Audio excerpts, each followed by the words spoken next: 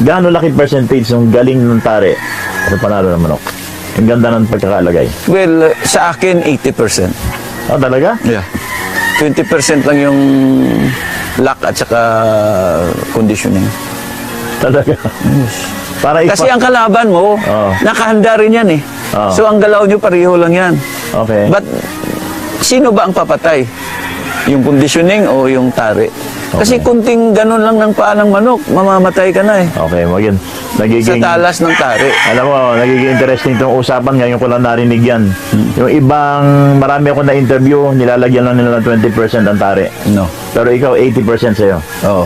Pero Ilan porsyento yung conditioning, ilang porsyento yung galing ng manok, ilang porsyento yung pointing. basta ang inaano ko pare, ang 20%, hati-hati na sila doon, pati luck Pati luck nandun na rin. nandun na. Okay. Oo.